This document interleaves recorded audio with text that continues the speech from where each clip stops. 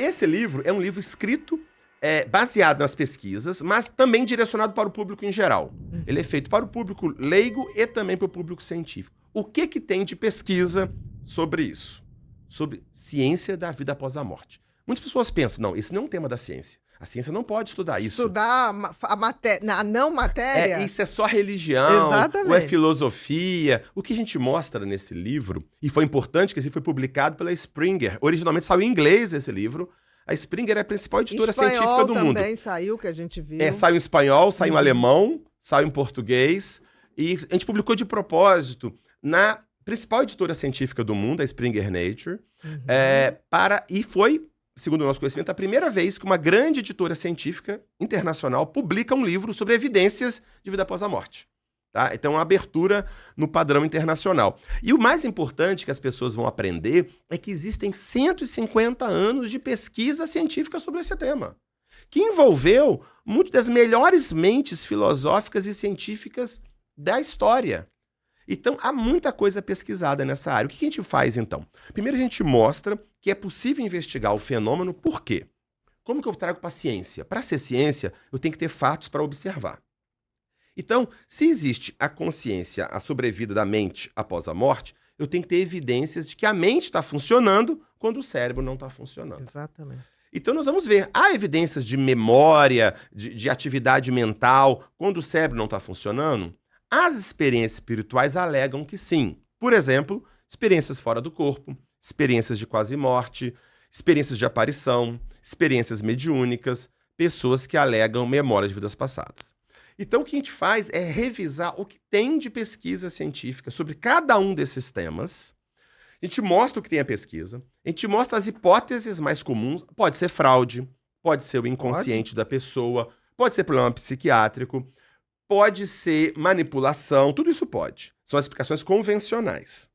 Mas o que a gente vai ver, nos estudos bem rigorosos, essas explicações convencionais, de modo geral, não dão conta do total do fenômeno. Aí surgem duas outras possíveis explicações. Percepção extrasensorial, que a pessoa tem capacidade telepática de captar da mente de outras pessoas, por exemplo, e a própria sobrevivência da consciência. Então a gente vai fazendo uma revisão desses dados e tentando ver o que sugere. Então a gente mostra isso para os leitores, tentamos colocar de um modo bem acessível para todo mundo, mas para quem quiser avançar, quase em cada frase tem 2, 3 referências de pesquisas. No livro tem 350 referências de pesquisas científicas justificando cada uma dessas coisas. Quer dizer, deixamos... não é só o que vocês estão pensando. Não. Tem aqui 150 anos de história. E a ideia é dar para as pessoas as pesquisas, para a pessoa ter uma opinião, mesmo que ela forme uma opinião que ela acha que existe, que não existe, mas é uma opinião bem embasada. Porque, como a gente falou lá no começo da história, as pessoas muitas têm opinião forte sobre o tema, mas nunca estudaram a fundo sobre o tema. Então a ideia é introduzir as pessoas para conhecer esse tema e aí poder formar a sua própria conclusão. E não adequar as realidades ao que a pessoa deseja. Exatamente. Porque isso é uma das coisas que mais acontece hoje. Sem dúvida. No mundo de hoje, é todo mundo querendo adequar uma realidade ao que ele deseja. Exatamente. Né?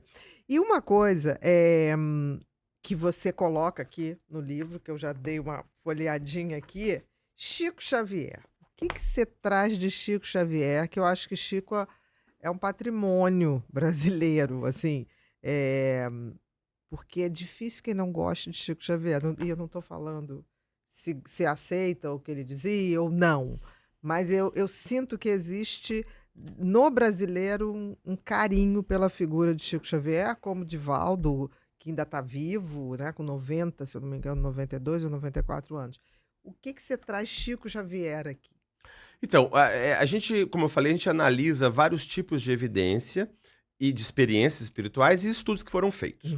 No caso, a gente da mediunidade, o que é a mediunidade? Lembrar que mediunidade não é propriedade de nenhuma religião, nem do espiritismo, nem de ninguém. É uma experiência humana. Desde que o homem é homem, há relatos de contato com seres que já faleceram. Né? Se a gente, por exemplo, eu li recentemente o livro A Queda do Céu, do Davi Kopenawa, dos Yanomamis no Brasil, eles têm relatos disso o tempo todo. A gente vê ao longo da história inúmeros relatos de pessoas que tiveram contato, estiveram sob influência, alegaram estar sob influência, pessoas que já faleceram. Sempre existiu, tá? E nós damos nome de médium a essas pessoas que têm esse Que relato. conseguem ver esses fenômenos. Que tem essas percepções. Aí vem a dúvida, será que é uma coisa da mente da pessoa? Será que é uma real percepção espiritual de uma consciência fora do corpo? E aí nós analisamos 2 médiuns que foram estudados com muita profundidade por muitos cientistas. Uma, a Leonor Piper, que foi nos Estados Unidos, investigada, por exemplo, pelo fundador da psicologia científica, William James, por 30 anos estudando, e ele se convenceu de que ela produz fenômenos e informações que não dá para explicar pelos meios convencionais, que ela realmente tem acesso a outro tipo de informação. E analisamos o Chico Xavier por ser um dado brasileiro. O Chico Xavier, como todo mundo conhece, né, foi um médium brasileiro que conquistou o brasileiro muito pelo seu jeito humilde de ajudar as pessoas, de evitar confronto, mas de trazer com firmeza uma mensagem de paz, de caridade, de fraternidade. Então ele é meio unanimidade Sim. no Brasil como um dos grandes lideranças espirituais do Brasil que traz esse aspecto. E, ao mesmo tempo, ele ficou famoso pelas suas experiências mediúnicas. E o que tem de estudo sobre ele? A Leonor também era uma atividade mediúnica. Isso, a Leonor Piper era uma médium de Boston, nos Uhum. Estados Unidos, que foi investigada por mais de 20, 30 anos, por muito também dos principais cientistas do mundo na época, Uhum. e a imensa maioria deles se convenceu que não dá para explicar o que ela produzia de fenômeno apenas por meios convencionais, que é fraude ou é o inconsciente dela produzindo. Como se fosse uma vidência. Ela era mediunidade, ela tinha transe, ela escrevia coisas, falava. Bem parecido com o Chico. Bem parecido. Bem parecido. Isso. E o Chico, o que tem nele? Ele tem vários fenômenos muito interessantes. O primeiro, lembrando, ele era do interior de Minas, né, de Pedro Leopoldo, família super pobre, teve instrução até a 4ª série primária apenas, trabalhou desde 8 anos de idade, ou seja, numa cidade que nem biblioteca tinha, não tinha internet, não tinha nada. Só para poder lembrar. Óbvio, estou falando de 1920, 1930 e tal. Quando ele tinha 20 e poucos anos, ele começa a psicografar e ele publica um livro chamado Parnaso de Além Túmulo. Um livro em que tem poemas atribuídos a dezenas de poetas brasileiros e portugueses falecidos. Desde Castro Alves, Casimiro de Abreu, Olavo Bilac, etc. E o que é interessante? Existe um mestrado em literatura na Unicamp, do Alexandre Caroli Rocha, em que ele comparou o estilo literário do poeta em vida do estilo literário do poeta, alegadamente pelo Chico Xavier.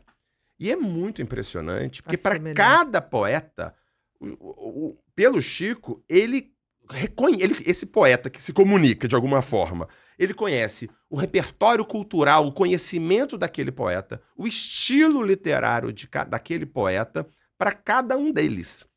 Então, ou seja, o Chico teria tido acesso a centenas de textos de dezenas de poetas, ser capaz de entender todos eles e captar qual que é a essência de cada um e reproduzir cada um deles. Tanto é que Monteiro Lobato, à época, disse o seguinte: se o Chico Xavier escreveu por ele mesmo esses livros, ele merece quantas cadeiras ele quiser na Academia Brasileira de Letras.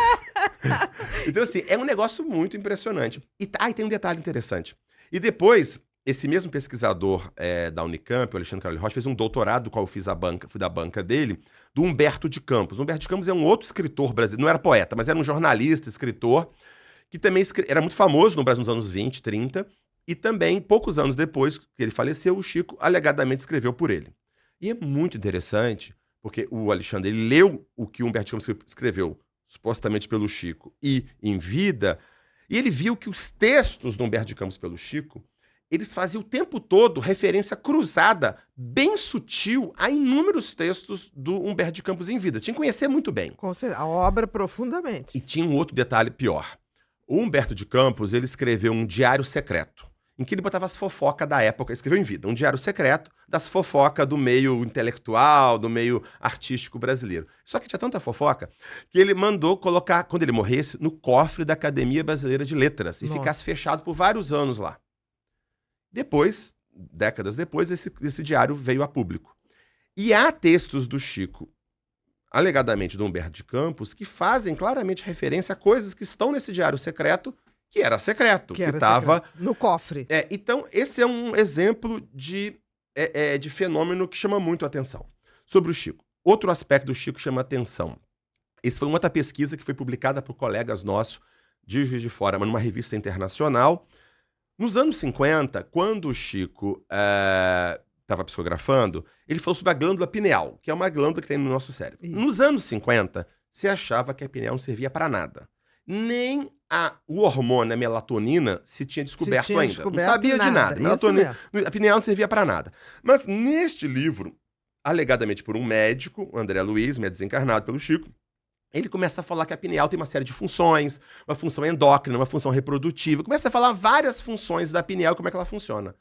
E aí esse artigo, que foi publicado há poucos anos, ele compara o que se sabia sobre a pineal à época que foi que o Chico escreveu nos anos 50, não sabia quase nada. E o que se sabe hoje. Então, aquilo que está na psicografia fala o que se sabe da pineal hoje, mas não se sabia naquela época.